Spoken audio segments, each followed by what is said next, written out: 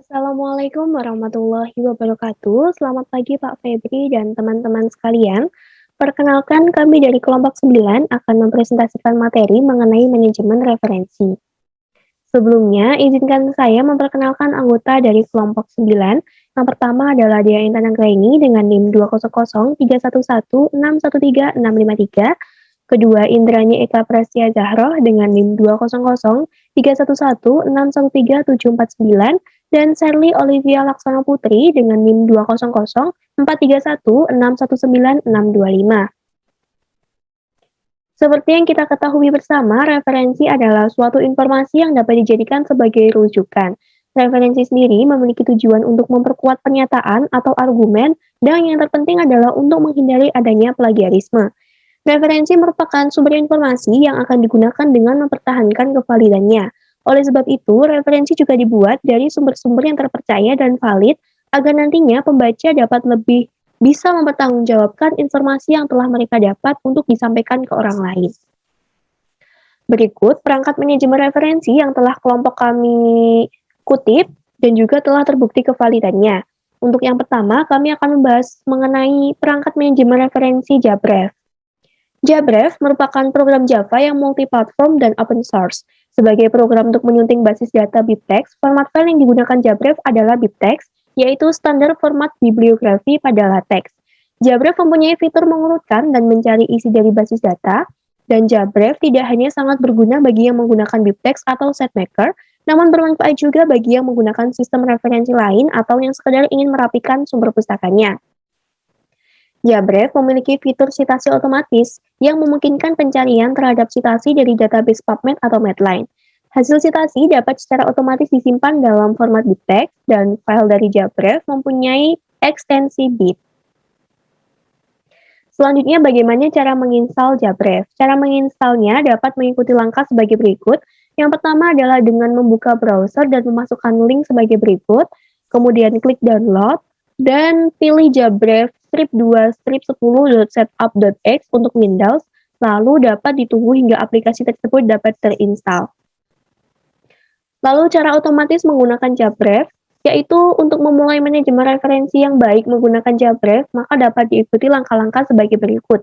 Yang pertama dengan membuat database baru, dengan membuka program Jabref, pilih menu File, kemudian New Database. Untuk menambahkan basis data pustaka dalam database yang baru dibuat adalah sebagai berikut. Cara yang pertama dengan cara manual menggunakan Jabref. Untuk memasukkan entry baru secara manual dapat diikuti langkah-langkah sebagai berikut. Yang pertama dengan klik menu BibTeX, lalu ke New Entry, kemudian muncul jendela baru untuk memilih tipe paper. Semisal kita memilih tipe books, kemudian isikan data-data mengenai buku tersebut seperti title, publisher, years, editor, optional field, general, dan abstrak. Untuk menambahkan referensi selanjutnya, dapat melakukan langkah yang sama. Lalu bagaimana cara menautkan Jabref ke Microsoft Word? Setelah data-data dari berbagai referensi telah diisi, maka untuk membuat daftar pustaka di Microsoft Word adalah sebagai berikut.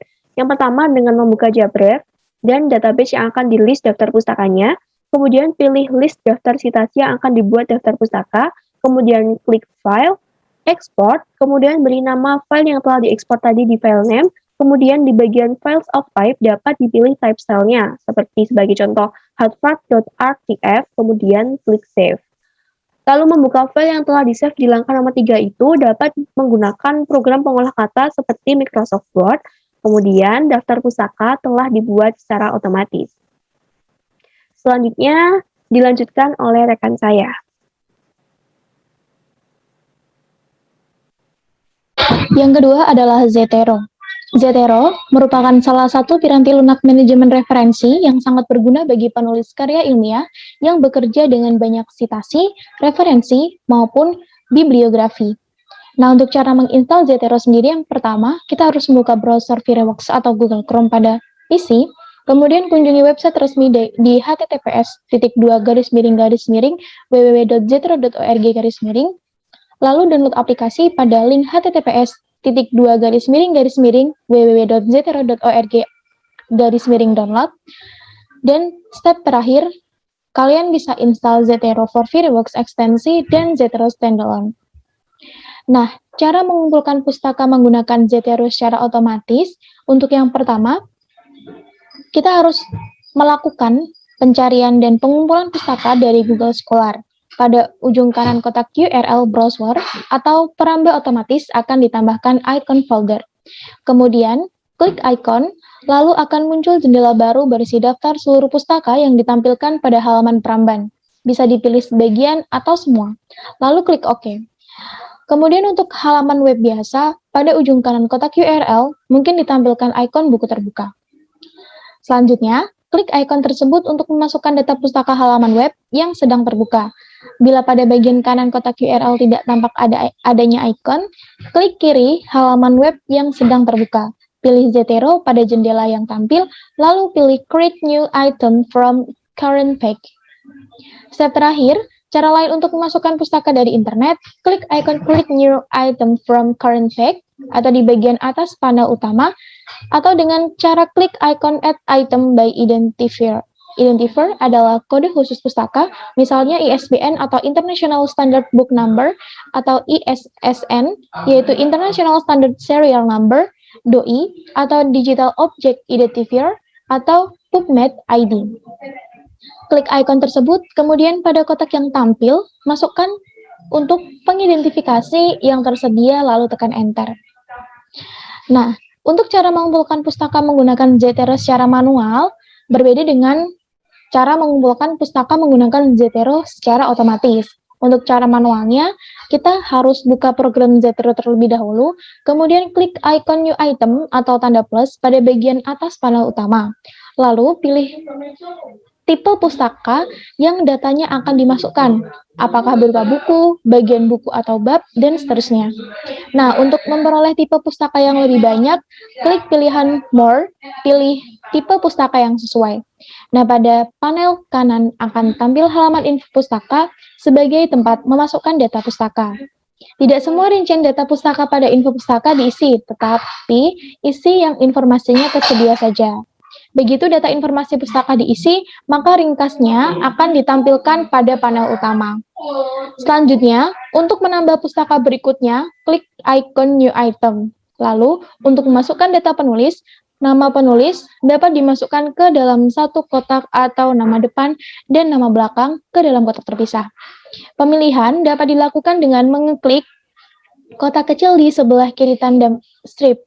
Nah, untuk menambahkan nama penulis kedua, ketiga, dan seterusnya, klik tanda plus. Untuk menghapus nama penulis, klik tanda strip. Kemudian, untuk tambah nama penyunting atau penerjemah, klik tanda segitiga terbalik di sebelah kiri tulisan author. Lalu, setiap pustaka yang telah dimasukkan datanya dapat disertai dengan notes atau catatan, teks atau kata kunci, dan relate atau pustaka berkaitan. Yang terakhir, klik notes untuk menambahkan catatan pustaka. Nah, selanjutnya, di slide ini, untuk menambahkan catatan pada jendela terpisah, klik tombol Edit in Spread Windows, lalu catatan dapat diformat dengan klik menu format, disertai dengan tautan link, dengan mengklik icon utama atau rantai, atau disunting menggunakan editor HTML dengan mengklik icon HTML. Langkah ke-13, untuk menambahkan kata kunci, klik tombol tag, dan klik tombol add untuk menuliskan kata kunci dipisahkan dengan koma. Selanjutnya, untuk menambahkan pustaka berkaitan, klik tombol relate, lalu pada jendela yang tampil, pilih pustaka berkaitan atau yang datanya sudah dimasukkan. Terakhir, untuk penambahan catatan, klik icon new note yang terletak di bagian tengah panel utama. Seluruh pustaka yang telah dibuat dan ditampilkan di tengah panel atau di tengah panel tengah, berikut catatan, kata kunci, pustaka, pustaka berkaitan, dan lampirannya disebut perpustakaan atau library. Selanjutnya adalah cara membuat citasi melalui Zotero. Yang pertama, kita harus membuka dokumen dan melakukan pengutipan dari satu sumber.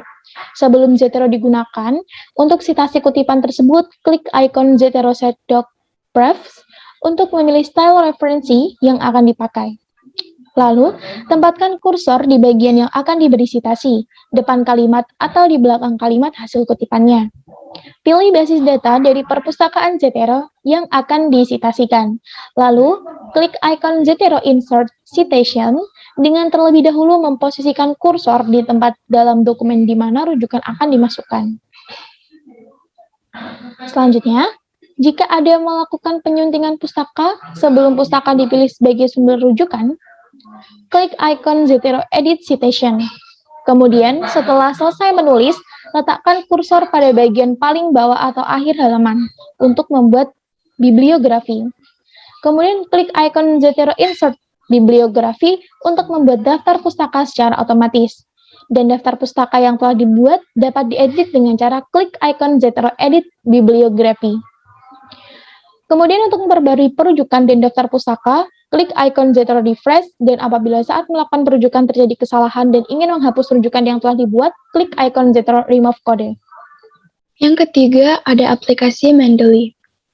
Seperti halnya Jabref dan Zotero, Mendeley merupakan piranti lunak yang dapat digunakan untuk manajemen referensi dalam penulisan karya ilmiah, baik itu skripsi, tesis, disertasi, jurnal, maupun buku atau karya tulis ilmiah lainnya. Cara install Mendeley. Nah, berikut step-step yang harus dilakukan untuk menginstal aplikasi Mendeley. Yang pertama, buka website Mendeley di www.mendeley.com, kemudian lakukan register dan sign up. Yang kedua, klik create a free account untuk memulai proses membuat akun Mendeley. Yang ketiga, isi nama depan, nama belakang, email, dan konfirmasi password yang akan dibuat untuk login atau sign in nantinya. Yang keempat, isi field of study dan academic status. Kemudian klik finish. Nah, ketika klik finish ini, Mendeley akan diunduh secara otomatis. Yang kelima, unduh aplikasi Mendeley dan install di laptop atau PC. Selanjutnya, lakukan verifikasi pendaftaran atau registrasi melalui pesan yang dikirim melalui email yang digunakan untuk registrasi tadi. Dan yang terakhir, Mendeley sudah siap untuk digunakan. Selanjutnya, sinkronisasi ke dalam Mendeley Web. Nah, pada Mendeley ini terdapat fitur sinkronisasi file yang sangat bermanfaat ketika kita bekerja dengan banyak komputer atau gadget yang berbeda. Dengan mengaktifkan fitur sinkronisasi ini, maka file-file PDF yang dimiliki dalam Mendeley akan disimpan juga ke dalam web server Mendeley, sehingga dapat diakses dari tempat atau perangkat yang berbeda selama perangkat tersebut terhubung dengan internet. Nah, untuk menjalankan sinkronisasi file ke dalam Mendeley Web, berikut adalah langkah-langkahnya. Yang pertama, buka Mendeley Desktop.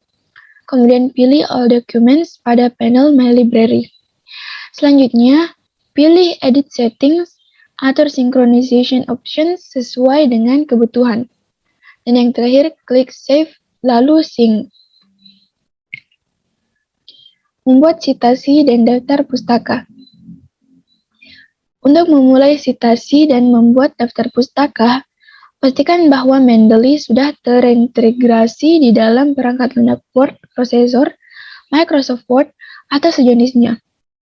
Berikut langkah-langkah untuk membuat citasi. Yang pertama, buatlah kutipan dari jurnal atau sumber lain. Ingatlah untuk selalu melakukan parafrase atau quote untuk menghindari plagiasi. Selanjutnya, klik References, insert citation dari toolbar Mendeley di Microsoft Word. Klik Go to Mendeley untuk mengaktifkan atau membuka Mendeley. Selanjutnya, pilih judul referensi yang akan disitir. Kemudian klik Cite. Nah, untuk mengubah format penulisan citasi yang digunakan di Microsoft Word, terdapat di kanan menu Insert Citation. Di situ ada pilihan berbagai style. Yang selanjutnya menambahkan styles. Untuk menambahkan styles, berikut adalah langkah-langkahnya. Yang pertama, klik View, kemudian pilih Citation Styles, atau pilih More Styles untuk menambahkan styles yang belum masuk dalam list. Nah, sekian hasil presentasi dari kelompok kami. Apabila terdapat kesalahan, mohon dimaafkan. Wassalamualaikum warahmatullahi wabarakatuh.